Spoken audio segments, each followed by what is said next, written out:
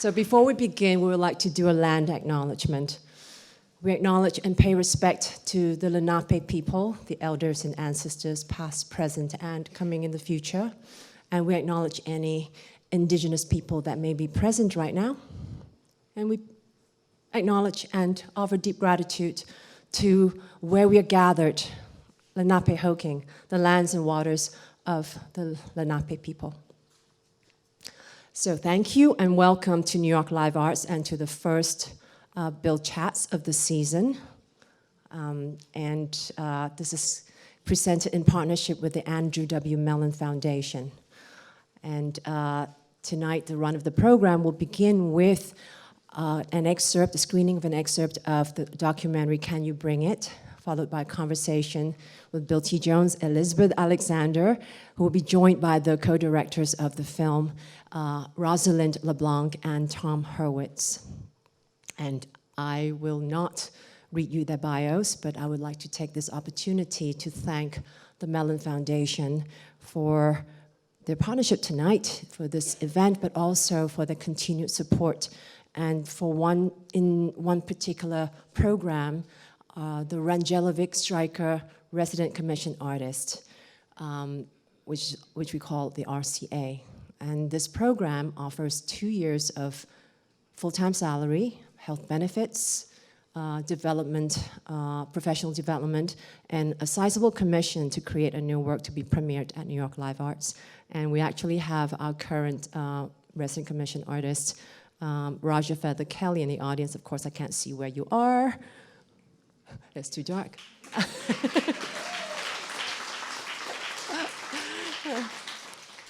Anyway, we thank you, Mellon Foundation, for your continued support from the bottom of our hearts.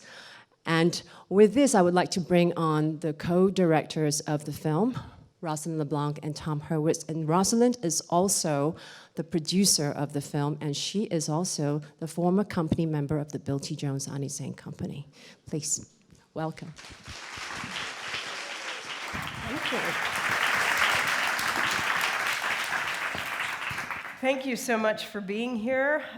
We want to first extend a sincere thank you to the Andrew W. Mellon Foundation for their support of this film, and also to New York Live Arts and Bill T. Jones. You are about to see a half-hour excerpt of a 90-minute work in progress. The film has already begun as this segment starts, so we should give you some words of introduction to help you know where you are. And that's my cue. Sorry, we need to do this quickly, so we've written it out. This is a film about the challenge of art in the face of catastrophe, how a work of art resurrects life. It takes place in 2 times at once. One is in the Bill T. Jones Arnie Zane Dance Company in the late 1980s, just as the tidal wave of AIDS breaks over the gay community and the artistic community in particular in New York and nationwide. The other time is the present, with a company of student dancers in California. The original company dances for their lives, facing disease and death. The student company tries desperately to find what in their lives and present struggles connects them to the spirit of the original dance, D-Man in the Waters. It is not an easy challenge. As this excerpt begins, we have already met both companies, and we have seen the student audition and begin to learn D-Man. Just a note, Ann Collins, our wonderful editor, would like me to emphasize that this cut still has elements of roughness. The few archival historical shots that are now fairly low visual quality placeholders, some with watermarks, that indicate where much better looking footage will be added. The sound is rough and will be beautifully mixed in the final film. The color also is rough here and will be corrected.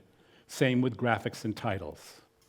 So the segment begins as Bill tells the story of his artistic start with Arnie Zane. Okay, where would you like?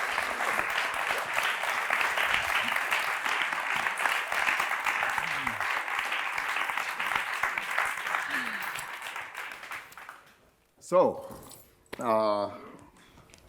Yes.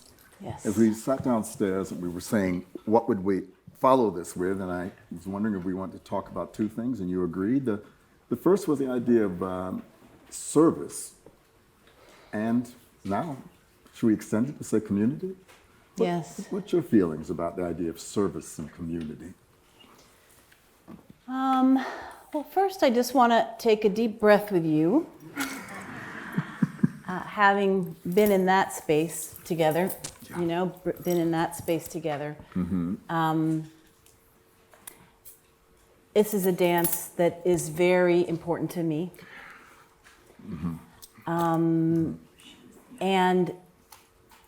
what it means to make that dance out of the ashes, and then to share it again, and to live it again, and to live again the community that you made with souls and with bodies. I was thinking about all of the proximity.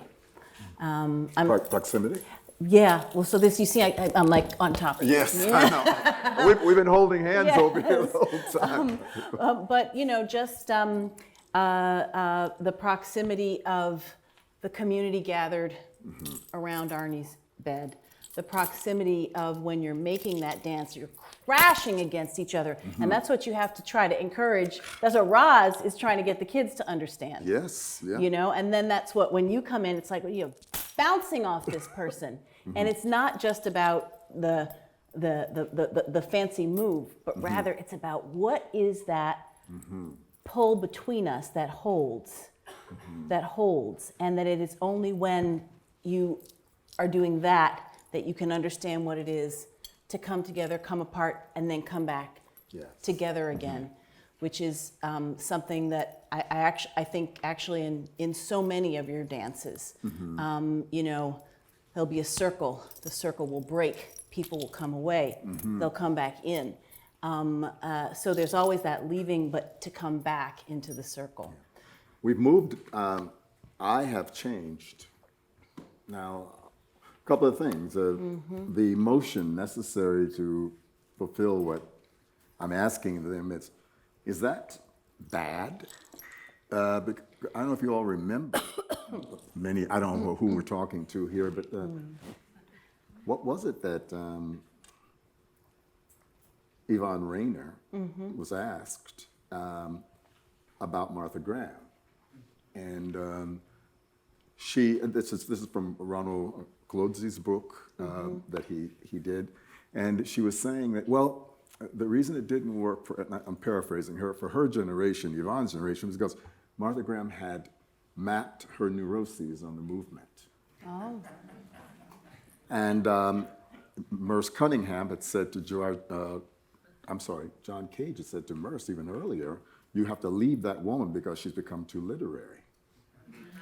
So there was this idea of purity, even purity away from the psychological and the emotional. Therefore, D-Man, which came out of something, I'm sorry, I keep evoking the pantheon of either they're my teachers or they're what Toni Morrison calls a little white critic who sits on your shoulder. But let's say they're both. So when you make a piece like this for your downtown community, how do they understand the Sturm und Drang of it? And that was fresh, that was important. And also, quote, classical, actually romantic music. All the tropes of something which would be stale. And I when I'm looking at this, I'm wondering, I think I see why that piece had its resonance. Now, the metaphor of community, we use it a lot now. I'm sure you hear it a lot. And I don't know, one of the problems that you heard a young woman refer to, because I had said to her that my concern is that I have grown a callus on my heart. And that's real. In other words, be aware of unison movement. Be aware of movement that evokes clear emotions. Raja Feathers, I'm going to see how you're going to deal with this, my brother. All right? Yeah? Because people right now have a lot on their heart. You can see it, and a lot of it's about identity. Do I feel I speak all the time now as a black man? And at that time, we were just this tribe of kind of crazy, cool people. What happened? And because I've been considered one of the architects of identity politics, for better or for worse, did I betray the true mission? Neutral material, neutral performance. Don't try to make me cry. Don't do anything. And what was I doing here? And what am I trying to do now? So this is like an accounting for me. I'm trying to understand, can I ever get here again? Do I ever want to get here again? Am I generous enough? Anyways, I'm supposed to be talking to you, Yeah, well, right? no, but we're doing this. But I mean, but I think also, as we know, sometimes you're living your life and making your work and having your community, and then, life happens with a great deal more intensity. Oh, yeah. There's no guidebook. Huh? No, and I mean, that's why I think, and sometimes can you meet your moment? Can you meet your challenge? Can you meet your tragedy? Can you meet your grief?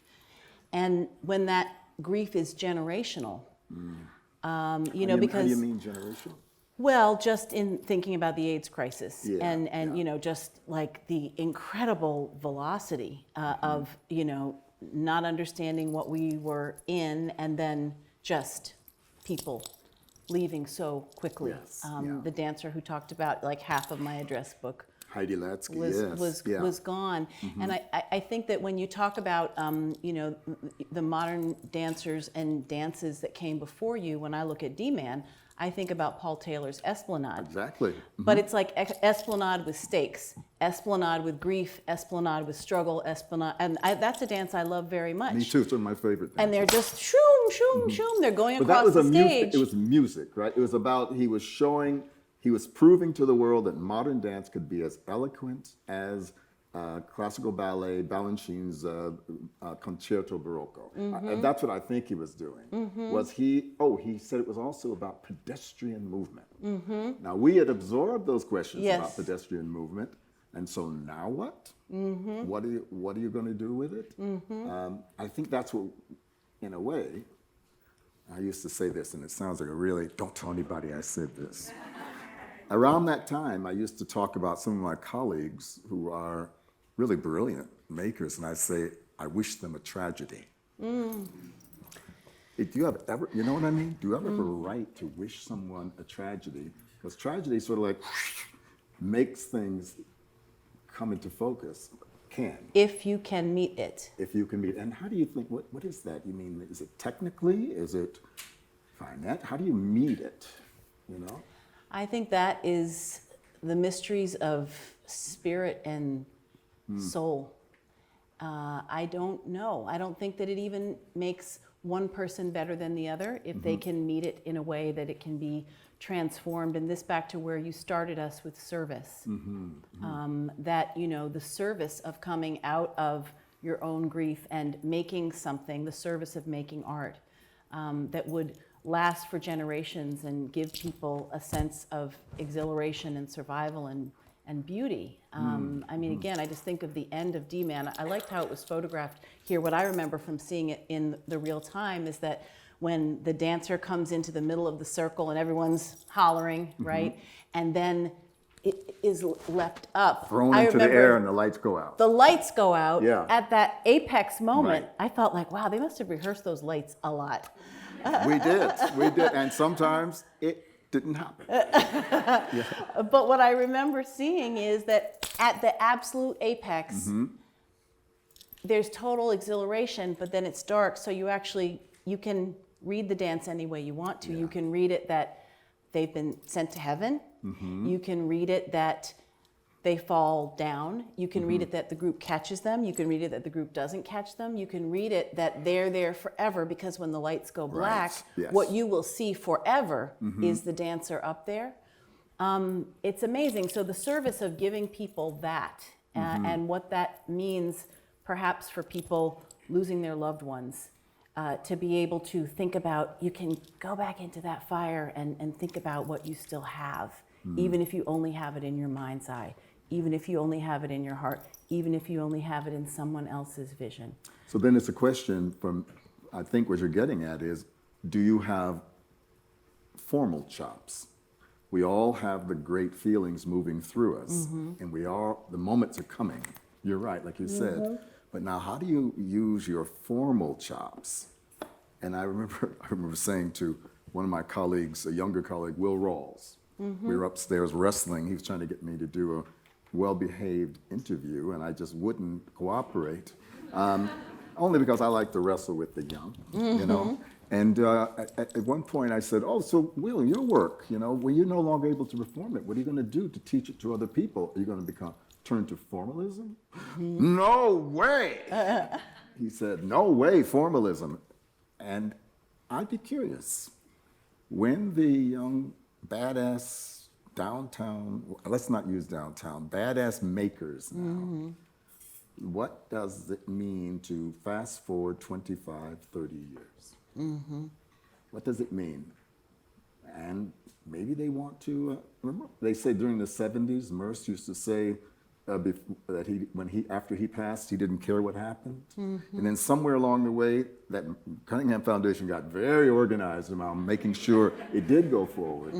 I'm looking at a lot of wonderful work comes through this house, and I'm wondering, those lovely young bodies right now, let's fast forward 20 years and see what it is that is there if it's not form. If it's not form.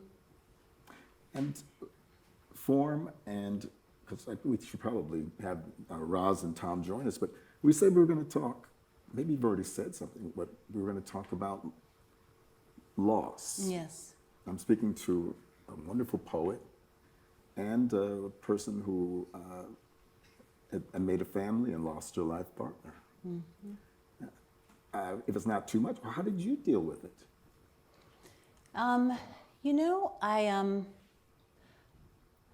I had these children. Yeah, I have that's a these motivation. children. Yeah. And so they had to be kept whole.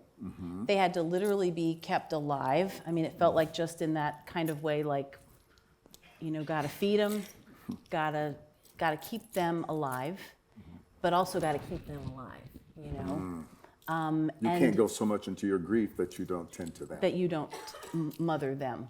So that was the main way. But then what I did learn that was a tremendous surprise was that I had an art form. I knew why I made art. I had a reason to make art, even though I didn't think I'm going to write a book about this. I thought, look at this. I don't understand what's happening unless I put it into some words, a few words. What do you mean you don't understand until you've given it form? I was in the twilight zone, and I did not know what I was experiencing. I did not know what I was living. But maybe that's the whole point, is that maybe part of what it is to be lucky enough to be an artist is you want to fucking understand why you're living. It's true. You want to understand, you want to make sense of what it is to be human, what it is to be embodied, what it is to be breathing, what it is to, in my case, make words come out of. I mean, it all goes back to, living in a body, right? So the words come out of the body. And So then, you're not concerned with what our critics say, and I think artists in general. Oh, you're such a self-indulgent lot. You're so self-involved. yeah. What do you think about that? Because it sounds like you're talking about really going deep into self. And then I think that when you bring something forth, that it is an amazing thing. And to me, the privilege of making art, when you see that it can be useful to others. Sometimes even as a tool for living, sometimes simply as an experience of beauty and exaltation. And that's one of the reasons that we're human beings too. Do you remember that fight that was going on? I know it had leveled at me.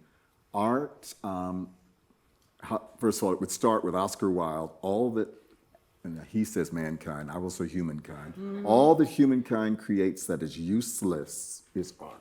Now, he's being provocative.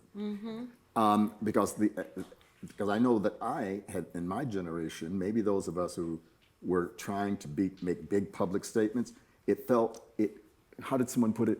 It has a whiff of utilitarianism, which is the death of art.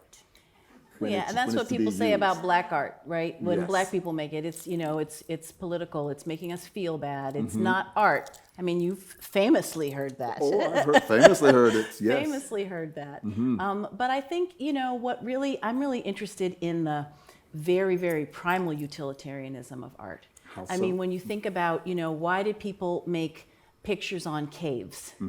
To transmit information and maybe to live in some felicity. Why do people sing? Why do communities sing? Why did your sister sing?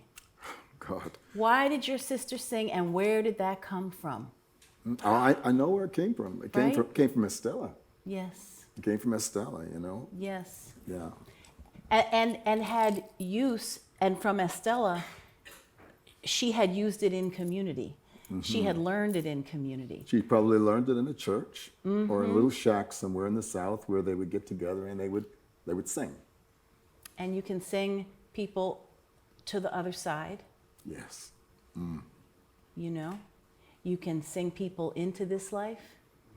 You can sing to celebrate people. You can sing people when they're in pain. You can sing people to give them information. And as we know also, if we just go back a little bit, I mean, I loved when you talked about, my own mother, my own living mother, tells my teenage or 19 and 21-year-old kids about the grandparents of hers who she knew and partway grew up with, who started their lives as enslaved people. Yeah.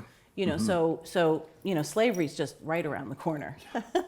and that experience. So when you think about that context also, art and song to send coded messages, and to allow people to be community together when everything is keeping them animals and keeping them from being community in the way that they want to be community. Keeping them animals or keeping them from being animals? Keeping them. Slavery is keeping them animals, Yes. and is keeping them from being community in the ways that we think about how we like to make community. And so the hidden messages in some of those songs and the solidarity in some of those songs, to me, like that's thinking about art and utilitarianism in a way that's so profound when you see the beauty that can have. And so I think that, what did it mean to need to make that dance to come out of a stage of grief? Let's say all of grief. No, a stage, definitely a stage. What did it mean? I didn't think I was going to write a book. I thought it was too much to write a book. I didn't set out to write a book. I wrote some things to know what was happening, to give it some form. And then it became, a bigger thing. Great hero of both Arnie and myself was Louise Nevelson, right? And Louise Nevelson in 1974 was at the San Francisco Museum of Art, and she was interviewed, and she was saying that they asked her two questions. How do you know when your work is finished? And she said, well, dear, a certain rightness comes over you. And then she said, they asked her about success in selling your work. And she says, well, first of all, she claimed she didn't sell anything until she was 55. And that's a long time to be frustrated. But she said she said, if an artist doesn't get their work out there, then and the guy said, what do you mean, suffocate? She says, no. And I remember that now. She never answered the question, but if it's not shared, then something happens. Yeah. And I wonder if we should bring Roz and Tom Yes. up, because I think I'll preface it by saying that Roz, once again, as I watch this show, this piece, I am confronted with the fact that, how do they say at the end of Hamilton? Be careful who tells your story. I, for years, said this piece is not about AIDS. I insisted it was not about AIDS. This was about form and poetry and feeling. But now, we spent the first, in their very moving moments, talking about the tragedy of that. And so, because it has a utility now, it's been made very clear here. This is a teachable piece that can be shown to people so they understand many things. But so I thought that art was always more elusive, impossible to pin down what it is. It now feels like one thing this art is about was Bill exercising his grief over Arnie, who died unfairly from a guilty disease called AIDS. Very well done. And every time I watch it, I'm full of emotion, but I'm also angry. Yeah. And so, Roz, Tom, you want to join us? Yeah.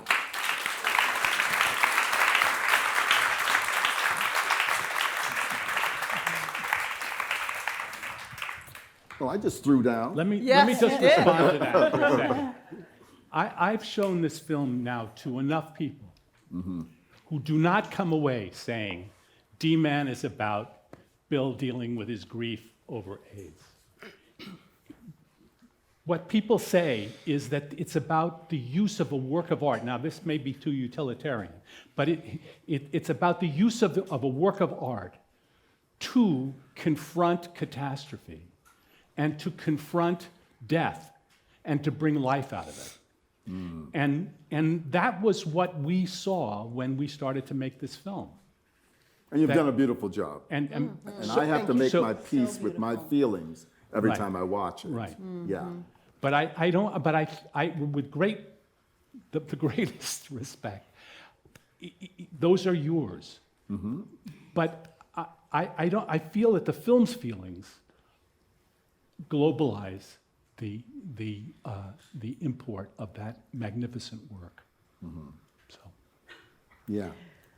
As you were talking, both of you talking, I was thinking about, for me, the kind of conscious and unconscious things that art captures. And in a way, this idea of formalism and making sense of something, in a way, having a place or a platform to make sense of something you're experiencing, and making very deliberate choices, making very conscious choices, and formal choices in some ways. And there's that outlet that art provides, but then there's this other thing, which is the unconscious, that I would say that it captures. And for me, and I think ultimately, even though it was a very difficult decision for me and for us to put me into the film, I think it was actually a good one, because Oh, it's brilliant. You're brilliant in it, guys. well, thank you. But I wasn't so much going to say it was a good one for that, but because it is also my story and my reading of the piece. And for me, D-Man in the Waters captures, and dare I say, perhaps it's a throwdown to rebut yours, your unconscious, and that it might actually be more about unconsciously about that time period than maybe even you might realize. And that was something, as a 19-year-old, when I came into the room, I felt like I was getting.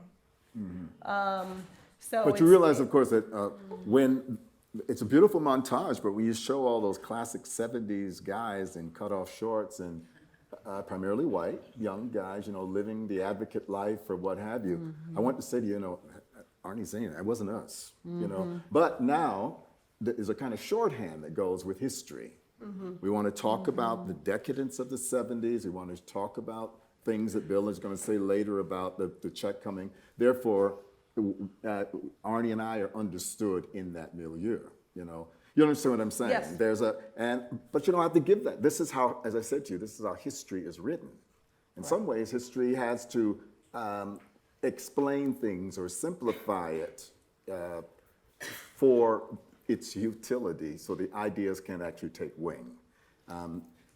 Yes, yeah. Well, I would also like to say, because we were talking about this idea of history, that in the process of restaging this work, many of your works, but particularly this one, I feel that the takeaway for me is there is no historical dance. And dance itself belies this whole idea of history, because history tends to be something we think of as neatly packaged up in the past. It prioritizes this linear sense of time, but dance has to be re-enlivened by contemporary bodies living in the contemporary moment. And so there is no history. It's real, it's actual. And But Roz, you feel that right now? I'm trying to pick my favorite examples. Merce with the chair on his back, that's one. Or Judith Jamison at her peak doing Cry. When I see a film of that, whoa, you know. And I'm thinking also of a writer, certain writer from the New Yorker, who I say, she who shall not be named. Right? Bless her, she's a brilliant woman. Too bad she's not such a great human being. But she said something to the effect, a classic is not, a work that is a classic does not, quote, transcend its era. It, in fact, evokes or recreates its era. And I think there's something to be said for that. Like, literally, works, when they're classic works, they actually take you where they came from. What do you think about that? I agree with that, I think. I mean, but only partly. That is, there's a tension between the present and the past. And it's in the great works, like D-Man, where the present is just as rich as its evocation of the past. And it has to be, according to, if it's a live work, it has to be rich. That's right, Yeah, that's yeah. right. Even if you make the youth, torture the youth and ask them, the sky is falling. Now, put it into this performance. That's what we were asking them, wasn't it? How does this relate to your world? I always felt a little weird about that. I'm seeing what you've done with it, I really appreciate it. I thought that I was setting them in front of a task that they could barely understand. What is there of such import now in your generation that a work of art can move you and that issue forward? When you did it, that's a correct reading of that group. That is, they really barely could understand what you were asking them to do. And it took the entire process of getting to that stage, to the stage, where they finally, not going to tell you. But I really do encourage you, if you have any opportunity to see the total arc of the piece, it's really quite brilliant. What Greg moves to. I Shall wonder- we, just for a moment, yeah. can we bring the lights up? We're going to open up the top, the question and answer. Yes. And just to say one thing also, in thinking about different demographics, the question of history, I wonder if it were, I spent a lot of time with the young black men who I raised and their friends, and I wonder how they would answer that question. Which one?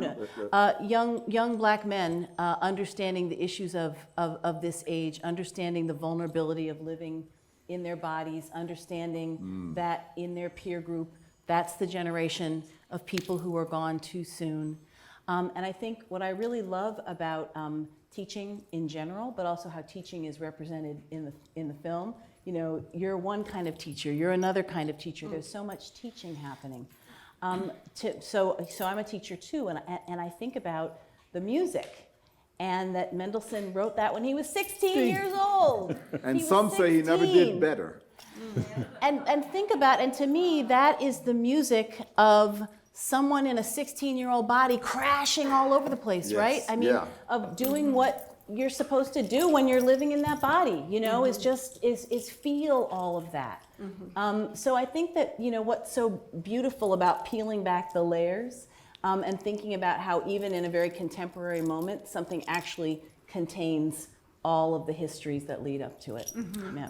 Janet, Kyle, Veronica, do we have a microphone for people? Or, yes.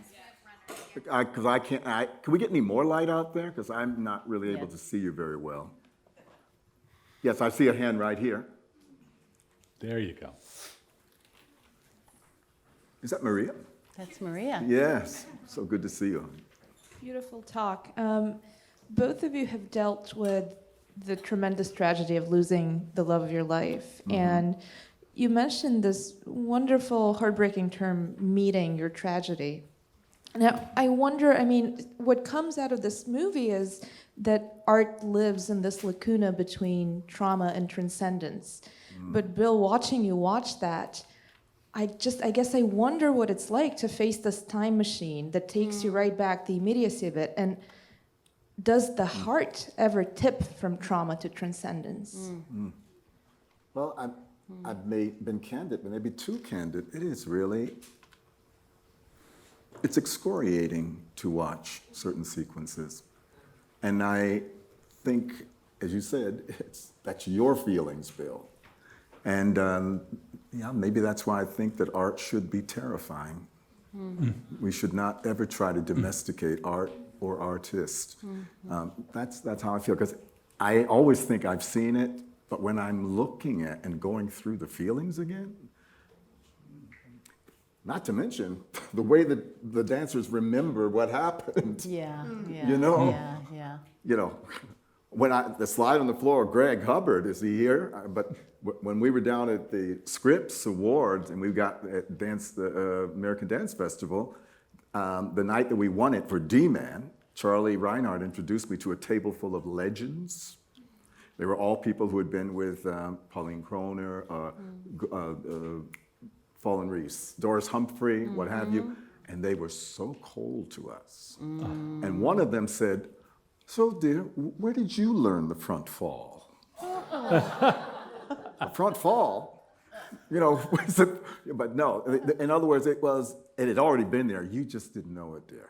Nothing. So that's history. That's something about history as well, because I feel like I cannot control how they remember something being made, because I remember it differently, you know? But then that seems to be a strategy as well. They got more airtime talking about the making of the piece than I did. Can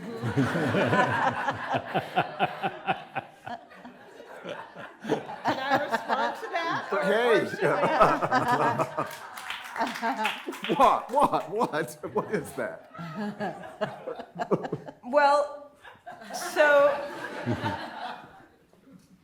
so in the research of this, one of the things that was absolutely true, because I had been restaging this piece for quite a few years before the film was even a notion, and always taking your words, you know, from your book, from what I remember of you talking about the piece, and it was actually Larry Goldhuber who said, you know, we were in the room as well, and that sparked this idea of like, oh yeah, that's right. So this creative process was happening collectively, and so when I started to talk to them, and we were filming them, one of the things that was coming out was this idea of memory. There were moments where you drew a blank. You were just, I don't remember this. I don't remember that. You say?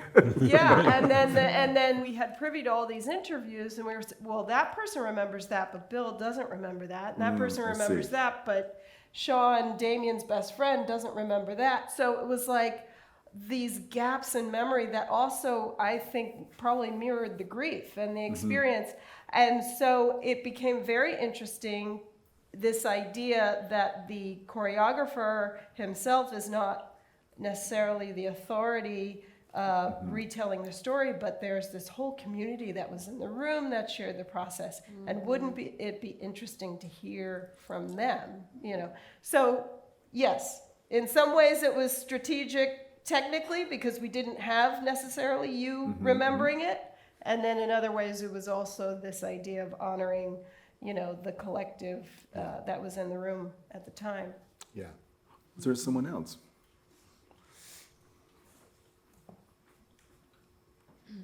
First of all, I just want to say that was a really touching excerpt from the film. It's really beautiful. So I'm really excited to see the whole thing. Thank you very much. Secondly, I'm a maker myself. So as a maker and as an artist, when you're in the moment, when you're working with the community, when you're working with the choreography and all that, do you ever think to yourself, oh, this is something that's going to become a bigger more kind of elaborate story in 30, 40 years? Like, how does that, I guess, how does that grow? How does that evolve? Do you have any control over that? Do you think about that when you're in the moment? Or does that something that You evolves? entertain such feelings at your own peril. It's That's true. fair. It's true. Like trying to figure out what an audience is feeling is about something. An audience, this is something Arnie and I used to say to each other, an audience is a many-headed hydra. Yeah. Do never assume that that's the same thing for everyone, although you're tempted to do so. There are times, did Arnie and I know, unfortunately, it didn't have the smackaroonie that when Arnie and I at, was it D-Man, but actually it was later at BAM, when Arnie and I actually kissed full on the lips, right? And that we'd say, what is that? Nothing, except there were persons in high places who said, what were they doing, rubbing our nose in the fact that they're gay? You know, now at that moment, you knew you were being transgressive. I don't know if that's what your question is. And is this, you know, do you know when you really are taking a chance in doing something? And you have a sense about it, maybe a guilty sense, because now I'm showboating or now I'm like pushing people's buttons or what have you. Sometimes it happens. Most of the time I say we must be humble in the face of the machinations of history. Like I say, I couldn't imagine, first of all, fantastic dancer who came to me at age 19, that she'd be this very accomplished teacher and now filmmaker sitting across from me, who is the one who is telling this story. You know, she was one of the babies in the company, you know? And we loved her, but I didn't know she, so you don't know. You don't know, yeah. Yes, is there someone else? Can we give a little love to this side of the room? Hello, I just wanted to thank you so much for speaking and showing a bit of your film. It was very stirring. My question is, when you are creating art and being faced with the immediacy of losing a loved one or being in the middle of an epidemic or some kind of threat to your life, you know, in a broader way, what is it like to create art with the knowledge that you may not be there to tell the story in the very near future? You mean that you will die as well? That you will die as well, or that your voice may be taken away for some reason. I shall not be moved. I shall not be moved, just like a tree planted by the water. I shall not be removed. Why am I singing my mother's song? That's the only thing you can depend on. I own this moment that I'm in. That's the only thing you know. Now, go out there and do something with that. That's right. Be brave, be fierce. That's right. What else can we say? You know, what else can we say? And I think, you know, the power and the beauty and the privilege of facing death too soon is that you carry with you the reality and the understanding that it's always proximate. You know. That's amazing. Always proximate. Is that like Hannah Arendt saying, be careful about predictions that are based on events in the past, because the present is already, always unprecedented, she says. The present I love is that. always unprecedented. Quote, anything could happen. I think that's how I understand it. That I think that is true, and also I guess I think that it can make you braver. I mean, just back to your point, go out, be brave. You know, use the time and the ability and the opportunity that you have, share the love that you have, strengthen the communities that you're in, you know, leave something for someone who's right here too.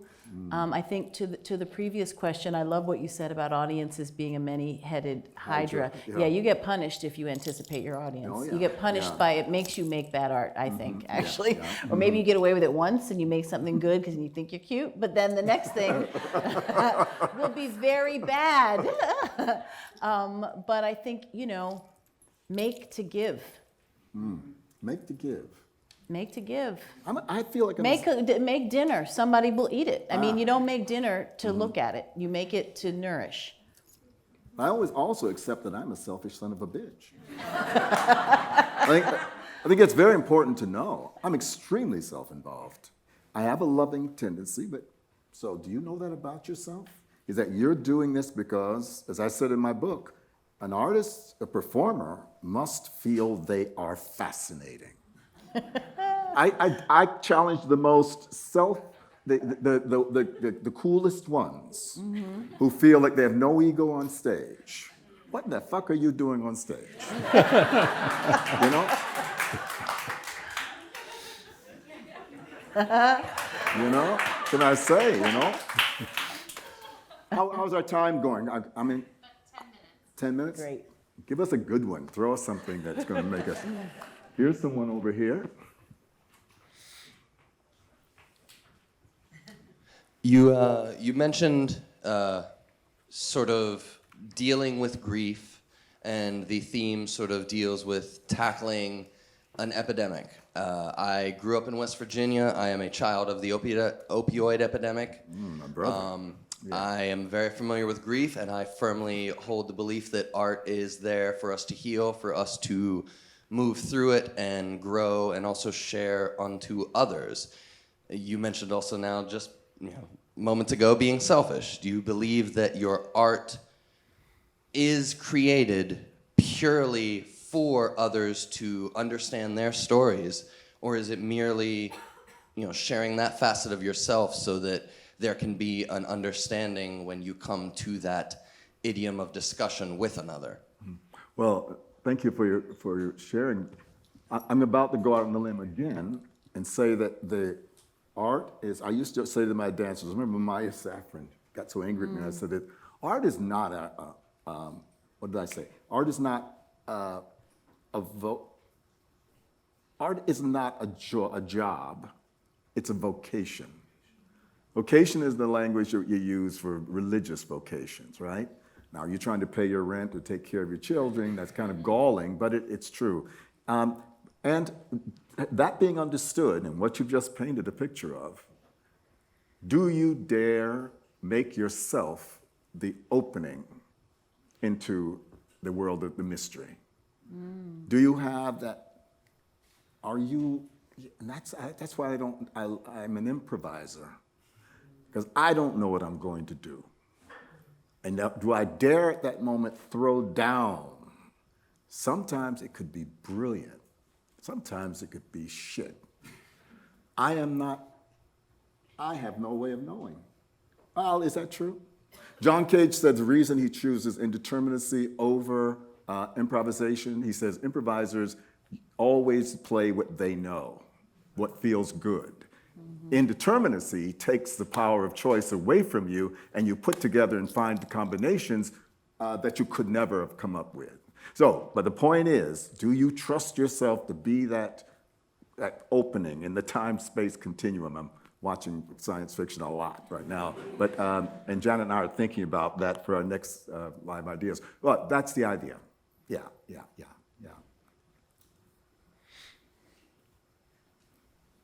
Ross, Tom, have you said anything? I want to just take what you said about the opiate epidemic. I think, Ta-Nehisi Coates' last book, We Were 8 Years in Power, right? This is at the end of the 8 years in power. This film comes into being at the end of the 8 years in power. So there's a calmness in these kids' lives. They came of age at a time where they were led by reason, and they're about to tip over into insanity. And it's coming. When Bill comes into that room, it is coming, but they don't know it yet.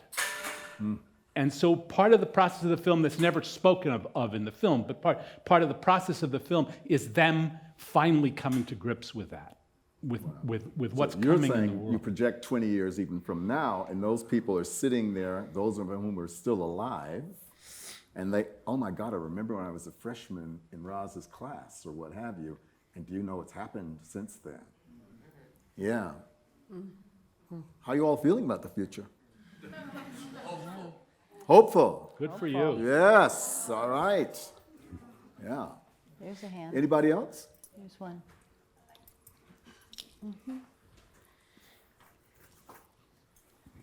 Hi, thank you for the wonderful lecture. I'm here part of a class from a narrative medicine program at Columbia with some classmates and our professor. And this class theme is interdisciplinarity in the arts. And I would like to ask specifically Elizabeth to talk about how her training in ballet and her music background influenced her creativity in writing, and also to ask a comparison, if possible, between improvisation, as we see in dance, and the kind of spontaneous improvisation that happens when you write poetry. What a question. Yeah, what a question. Wow. And also, it's so exciting, my background in music, which really just means I like to listen to music Did very you say dance avidly. as well? But yeah, so I don't know if you knew this No, about I didn't me. know that about So you. that was my first discipline. And that was the first thing I was trying to be, was a dancer. And I learned everything from being very, very, very serious about dancing, being in a small company in Washington, D.C., when I grew up, about, first of all, discipline, order, about how you could make something beautiful while working with constraint, about history and how forms evolved. So I was taught ballet by a modern dancer who had studied with people like Mary Wigman, and so there was always a sense of ballet is this thing, and then there are these other evolutions, and you can understand all of it at the same time. You can carry more than one discipline in you at the same time. And that what it means, I've always been so overwhelmed with the way that ballet has a very, very set vocabulary, but out of that set vocabulary, you can make anything in the whole wide world. And that you come back to the same exercises every day. Warming up is the same thing, but anything can happen after that. So I think all of that is transferable, because what I came up against was I was good at it. I got like $15 a performance.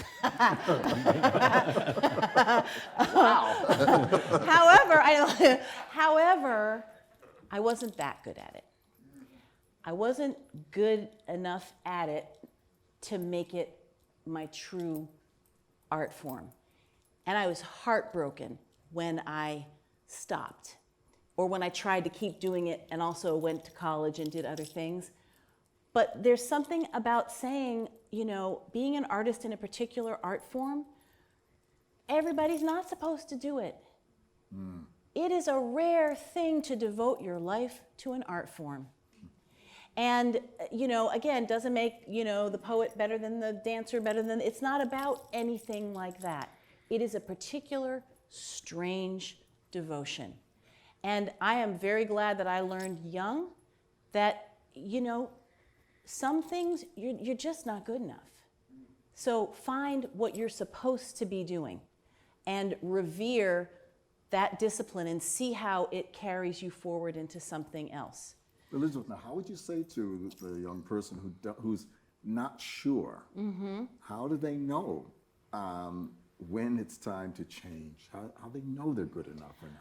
I think that some of it, there's a little bit of the external, although I also always believe that, judgment is a tricky thing. Yeah. And I think of this from an African-American perspective. Yes. I feel like if Black people listen to the judgment, then they'd never be ballet dancers. In fact, we'd never do anything, actually, if we listened to all of the ways that we were judged and Yes. told that we were not up to it. And in ballet, for example, that our bodies were wrong. Yes.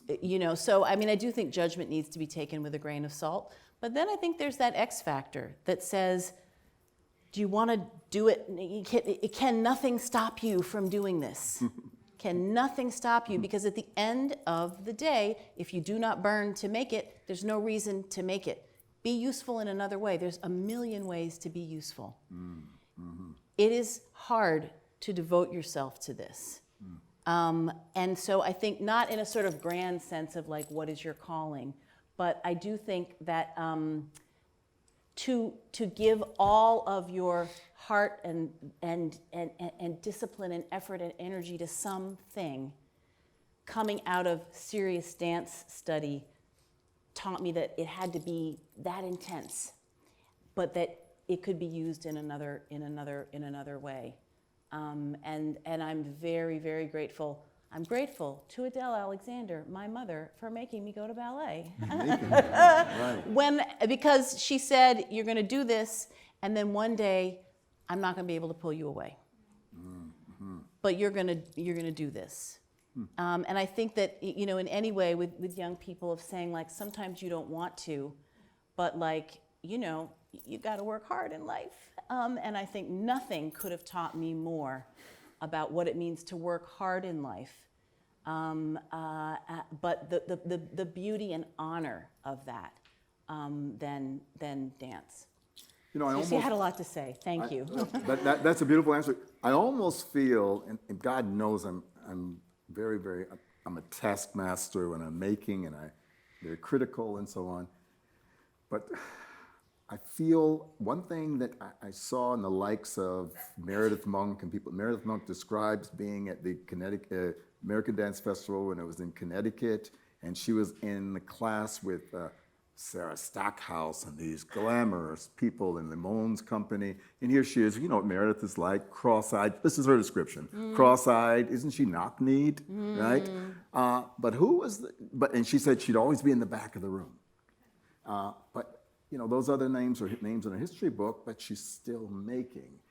And I want to say, whenever I'm criticizing somebody and saying, you know, if that person has that fire inside of them, and that's what I mean, you got to be, I wouldn't say a selfish son of a bitch, but you've got to be on fire with your own sense of worth.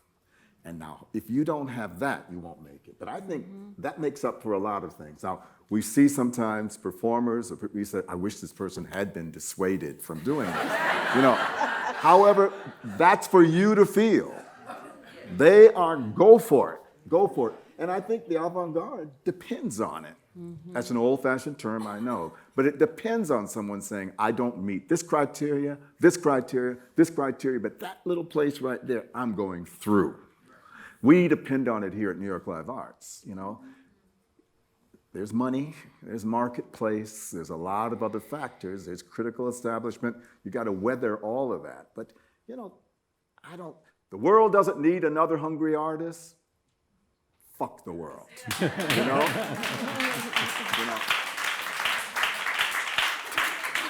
And I think also, just to add one thing too, Yeah. you know, when I think about generations and a generation of teachers, you know, of the male teachers I had, and of the Male teachers. I had two women teachers and two male teachers, and then of the men who you know, I danced with, they all died of AIDS. And these were the people who taught me how to be a grown woman. You know, who taught me what it was to be able to express myself, which is only to say that I think that, you know, like I think of Melvin Dixon. Did you know Melvin Dixon? I didn't know him. Oh, he was a mentor of mine as well, a very great poet and scholar. And he taught me many things. And he has a great, and he died of AIDS when he was 42, and he has a poem that ends, "What did you do? You lived, and the jagged grains, so black and blue, open like mouths about to sing." Wow. And so that's, you know, kind of what I feel like, too, is about, like, you know, which is also a way of saying, like, teachers and what they give us and what we try to keep on doing with it. Teachers give us that, huh? They give you courage. Well, makes me want to holler, get into my life. We got to stop. Okay. Thank you all very much. Thank you. Thank you, Elizabeth.